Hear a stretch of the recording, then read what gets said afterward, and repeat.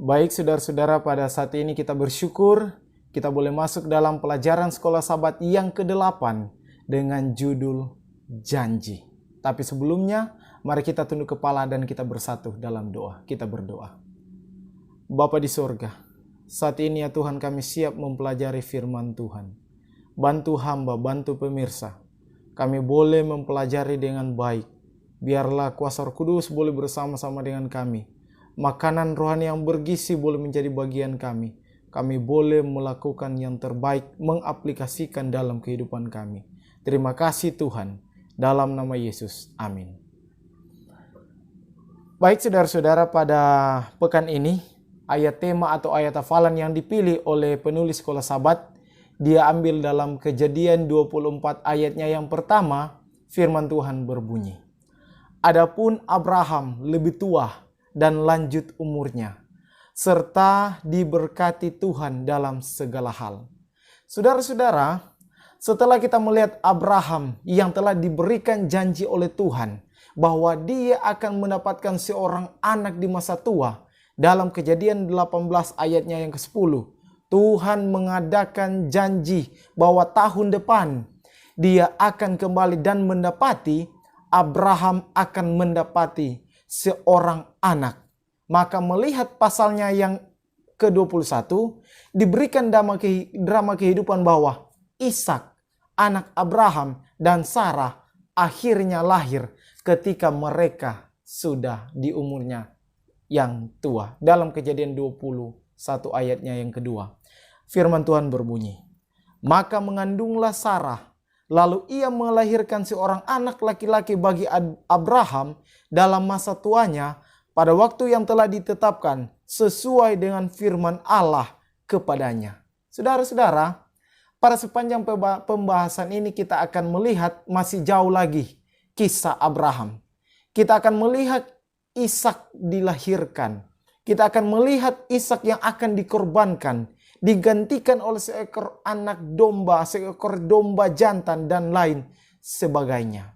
Saudara-saudara, kita telah melihat di pelajaran-pelajaran sekolah Sabat yang lalu, kita telah melihat bagaimana pergumulan mereka. Pergumulan Abraham, imannya yang jatuh bangun oleh karena pergumulan yang dia alami pada masa lalunya. Dan ketika telah memperoleh janji tersebut, yaitu lahirnya Ishak, tetap saja sekolah Sabat mencatat situasi keluarga mereka tetap terguncang. Sarah meninggal segera setelah pengorbanan di Moria, dan masa depan Abraham tidak jelas karena sekolah Sabat beberapa pekan yang lalu membahas Abraham diuji untuk mengorbankan masa lalunya, dan pelajaran sekolah Sabat pada Sabat ini memberikan penjelasan lebih. Abraham diuji untuk meninggalkan atau mengorbankan masa depannya, yaitu harus mengorbankan anak mereka, yaitu Ishak. Dalam kehidupan kita bukan berarti kita ini sudah menerima janji Tuhan, sama seperti Abraham. Dalam kehidupan kita pada saat ini, walaupun kita sudah diberkati oleh Tuhan, sudah ada di jalan yang benar, lalu kita ini akan hidup mulus-mulus atau baik-baik saja. Tidak begitu saudara-saudara. Sama seperti Abraham, ketika sudah menerima janji Tuhan, ketika sudah melakukan apa yang Tuhan perintahkan, ketika sudah berada dalam kebenaran, tetap saja ada banyak pergumulan-pergumulan, pencobaan-pencobaan yaitu. Kalau kita melihat peristiwa dari Abraham, peristiwa yang ada di Gunung Moria. Selanjutnya, mari kita baca dalam Kejadian 22 ayatnya yang pertama dan ayatnya yang kedua. Firman Tuhan berkata, setelah semuanya itu, Allah mencoba Abraham. Lalu sahutnya, ya Tuhan, firman-Nya, ambillah anakmu yang tunggal itu, yang engkau kasihi, yakni Ishak. Pergilah ke tanah Moria dan persembahkanlah dia di sana sebagai korban bakaran pada salah satu gunung yang akan kukatakan kepadamu. Dan Ellen White juga mengatakan dalam buku Alpha Omega, jilidnya yang pertama, perkataan Tuhan itu. Saudara boleh baca di Alpha Omega sejarah para nabi. Alpha Omega jilidnya yang pertama. Perkataan Tuhan itu menyanyat-nyanyat hati Abraham. Karena kenapa? Pertanyaan. Karena kita boleh melihat bahwa sudah puluhan tahun, bahkan sampai di umurnya yang ke-100 tahun, menunggu janji Tuhan. Tapi kenapa? Ketika ini Ishak lahir, tiba-tiba disuruh Tuhan untuk dikorbankan. Bukankah ini adalah hal yang aneh buat Abraham? Mungkin pada waktu itu mereka sudah berdoa kepada Tuhan, meminta kepada Tuhan, bermohon kepada Tuhan. Dan kenapa? Ketika Ishak ini yang katanya anak dijanjikan lahir, disuruh dikorbankan.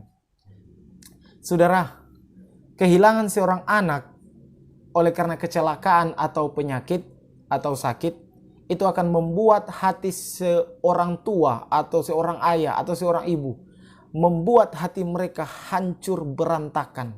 Dan di masa-masa itu, ketika Abraham mengalami hal tersebut, saudara, Abraham pada waktu itu hancur berantakan. Apalagi akan dibunuh dengan tangannya sendiri, otomatis seorang ayah atau Abraham ini sangat-sangat sakit hati. Saudara tahu, ada seorang pernah berkata, seorang istri kalau tidak ada suami atau karena suaminya meninggal disebut janda. Seorang suami kalau tidak ada istri karena istrinya meninggal disebut duda. Seorang anak kalau tidak mempunyai ibu ada penyebutannya, yaitu piatu. Seorang anak yang tidak mempunyai seorang ayah disebut yatim. Dan kalau seorang anak tidak memiliki orang tua dikatakan yatim piatu. Masih ada julukan untuk mereka, tetapi mari kita lihat untuk seorang ayah atau orang tua. Kalau sudah tidak ada anak atau anak mereka meninggal, tidak ada penyebutan sama sekali bagi mereka. Atau mereka sudah tidak menjadi apa-apa dan membuat hati mereka sangat sakit. Kita boleh bayangkan, dan kisah Abraham ini, kalau sahabat mencatat, bertentangan dengan Alkitab, yaitu pengorbanan manusia yang kita boleh lihat dalam Imamat 18 ayatnya yang ke-21, bertentangan dengan hukum Allah yang ke-6, hukum yang ke-6, jangan membunuh, dan tampaknya ini juga bertentangan dengan janji Allah tentang perkataan kekal melalui Ishak dalam Kejadian 5 ayatnya yang ke-5. Tapi mengapa? Saudara, tapi mengapa? Ujian dalam bahasa aslinya adalah nisah, yang artinya Allah mau mengetahui isi hati dari Abraham, dan itu akan membawa jaminan kasih karunia Allah kepada mereka. Dan pertanyaan, apakah Abraham menuruti perintah Tuhan? Ini pertanyaan untuk kita. Ya, dia menuruti perintah Tuhan.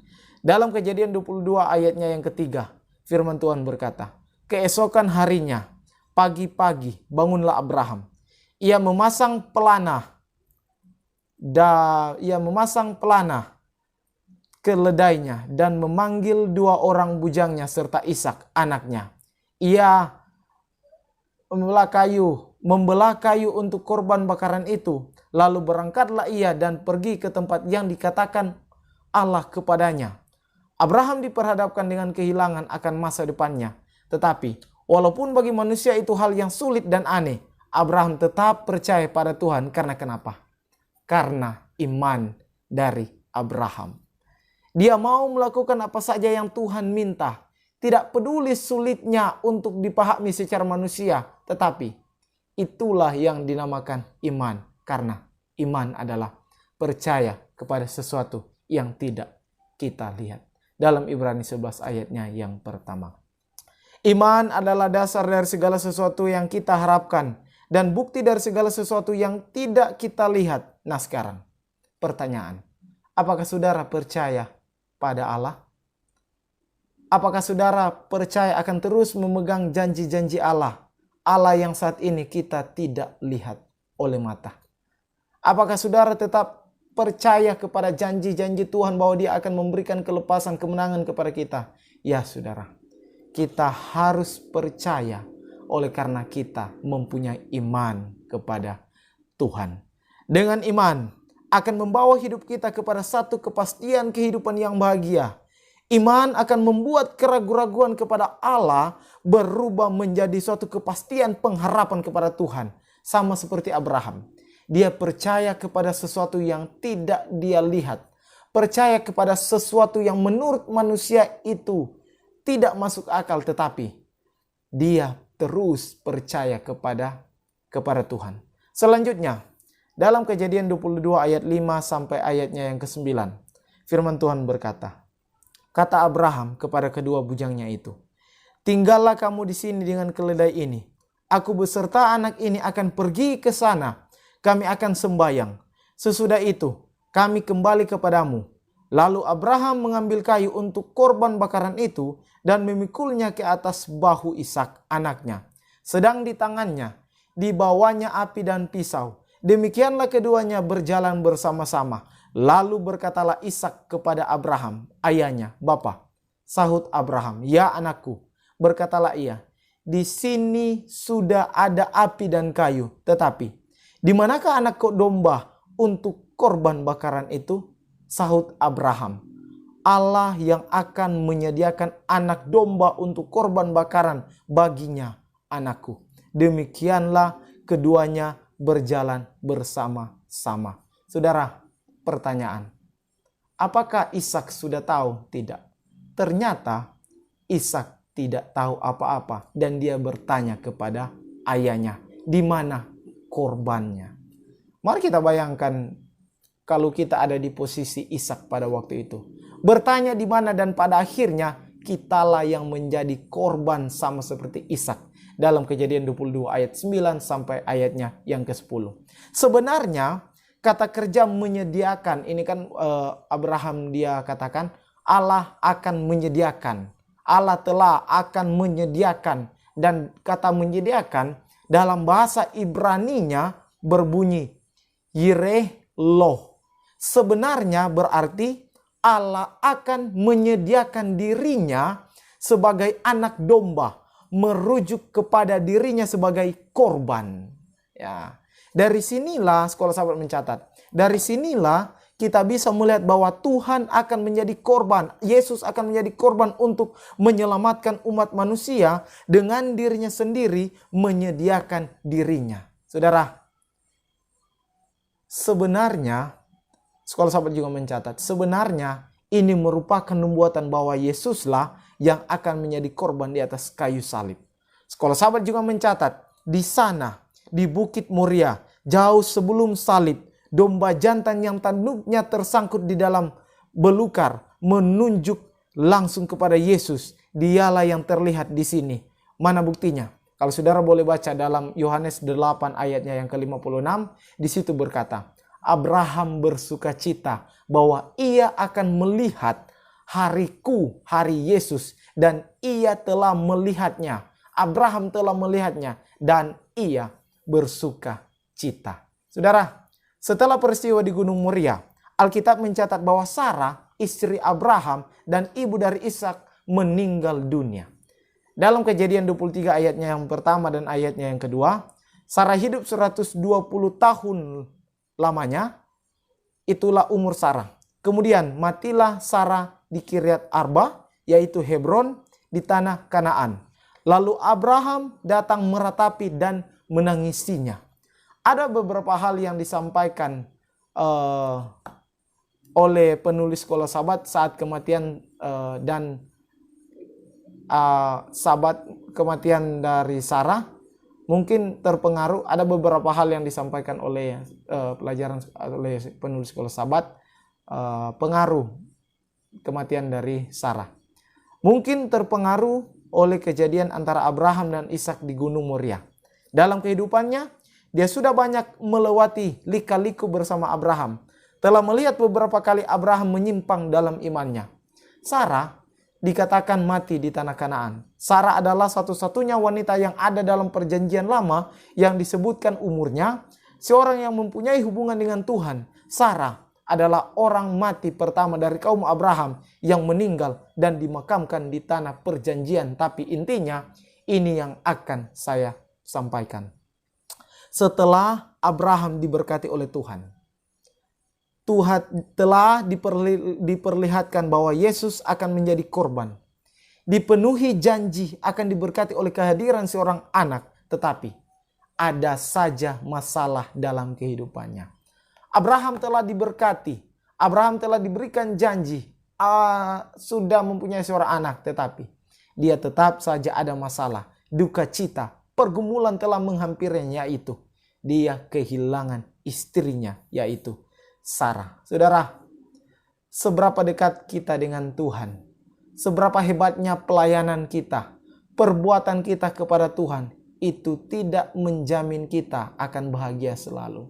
Sekalipun kita seorang pendeta, ketua jemaat, ketua diakon, bukan berarti pergumulan tidak akan ada lagi, tetapi masih ada banyak lagi permasalahan.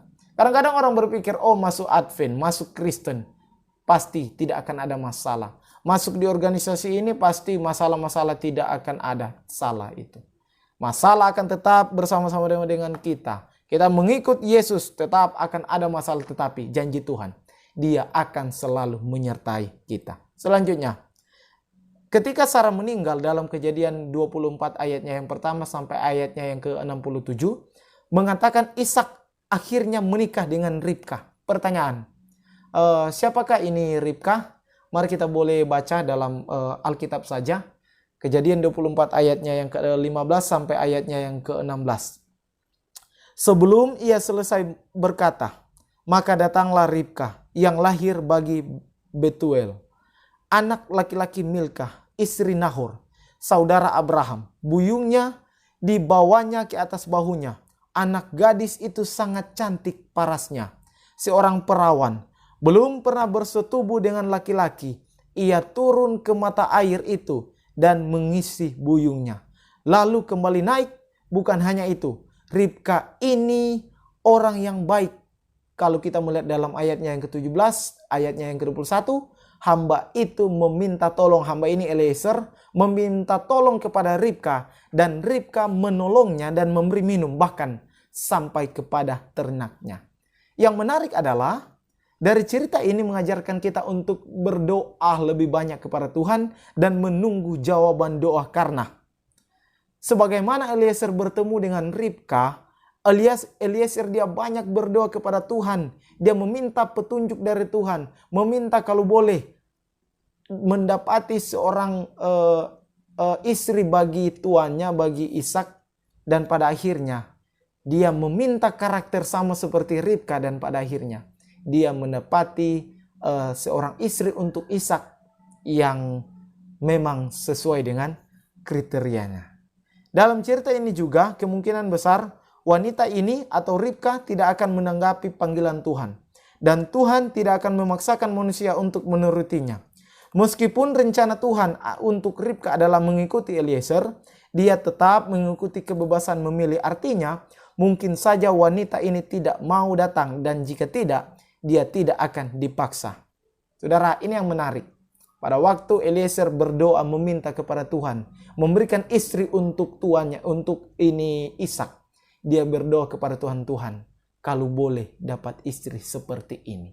Dia meminta petunjuk kepada Tuhan, dia meminta jalan keluar, solusi dari Tuhan, dan akhirnya oleh karena doa dia meminta, bermohon di hadapan Tuhan, maka Tuhan menjawab doanya, dan akhirnya Ishak ini mendapatkan seorang istri yang sangat baik, yaitu Ribka. Selanjutnya, sama seperti Ishak, ketika ibunya meninggal, dia membutuhkan seorang yang akan menjadi istrinya. Dia membutuhkan seorang istri. Dicintai dan menghibur dia juga ketika dalam keadaan duka. Sama dan hal ini terjadi kepada Abraham. Setelah Sarah meninggal, dia menikah lagi, namun dalam pelajaran sekolah sahabat tidak dibahas secara rinci, tapi Alkitab mengatakan dalam Kejadian 25 ayatnya yang pertama, Abraham mengambil pula seorang istri namanya Keturah. Dalam pelajaran sekolah sahabat, kalau kita boleh lihat ada beberapa sumber dalam International Bible Encyclopedia, Abraham dijelaskan, Abraham menikah kembali setelah hidup sendiri sesudah Ishak menikah, hidup sendiri ketika Sarah ini meninggal. Ada beberapa pandangan yang boleh kita lihat. Ada yang bilang, istri dari Abraham ini atau keturah ini adalah istri kedua. Bahkan ada yang bilang istri ketiga. Namun Alkitab mencatat dia ini adalah gundik Abraham. Dan kalau kita boleh melihat tradisi dari Yahudi mengatakan bahwa keturah ini adalah Hagar. Orang yang sama yang pernah dia nikahi. Keturah ini katanya Hagar. Anak Ishak. Karena kenapa? Kalau kita boleh lihat, penulis Kolosabad juga mendukung akan hal tersebut. Karena kenapa? Anak Ishak dipisahkan dengan anak keturah. Dan anak keturah ini mereka pergi ke tempat di mana Ismail pergi. Ishak memiliki 6 anak. Ismail, anak-anak dari Hagar, dipisahkan karena mereka tidak menerima warisan, hanya mendapatkan pemberian. Dan kita boleh melihat ini Abraham, dia menikah dengan keturah 3 tahun setelah Sarah ini meninggal. Sudah cukup lama dia sendiri, dia meratapi kesedihannya, dia mengambil keputusan untuk menikah dengan keturah. Dan kalau kita boleh lihat masa kebahagiaan kehidupan dari Abraham dan keturah, kurang lebih 35 tahun mereka menjalin hubungan mereka. Dan kalau kita boleh lihat, apakah menikahnya Abraham dengan keturah adalah berkat Tuhan atau diizinkan oleh Tuhan? Benar. Dalam Bible Commentaries Gereja Masih Advent hari ke-7 halaman 366 volume yang pertama, dia yang telah memberkati dengan seorang anak di umur yang ke-100 tahun, dia juga telah memberkati dan memberikan atau menganugerahkan sukacita tambahan dengan anak-anak perempuan dan anak laki-laki dalam pernikahannya dengan keturah. Dan saudara, Bible Commentary mengatakan kehadiran keturah adalah suatu berkat yang Tuhan izinkan kepada Abraham di masa tuanya. Kesimpulan yang pertama, dunia mengajarkan kepada kita lihat dulu baru percaya. Tetapi Tuhan atau Alkitab menyampaikan percaya kepada segala sesuatu yang belum pernah kita lihat, yaitu iman. Percaya kepada janji Tuhan, rencana Tuhan, sekalipun kita merasa janji Tuhan bagi manusia tidak masuk akal. Tetapi Tuhan luar biasa. Dalam kehidupan kita tetap saja ada pergumulan, kesedihan, duka cita akan selalu menimpa hidup kita. Tetapi janji Tuhan bahwa Dia akan tetap melayani kita. Dia akan tetap setia kepada kita. Tuhan memberkati kita semua. Kita tunduk kepala, kita berdoa. Bapa di surga, terima kasih Tuhan. Saat ini kami telah mempelajari pelajaran firman Tuhan, sekolah Sabat. Engkau bantu kami boleh mengerti dan kami boleh mengaplikasikan dalam kehidupan kami. Terima kasih Tuhan. Ini doa dan permohonan kami dalam nama Yesus. Amin.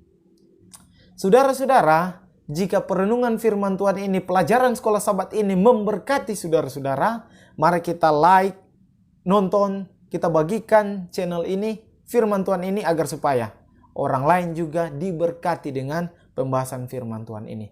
Terima kasih, Tuhan Yesus memberkati, Tuhan Yesus sayang sekali pada orang. Haleluya, amin. Tumingkas.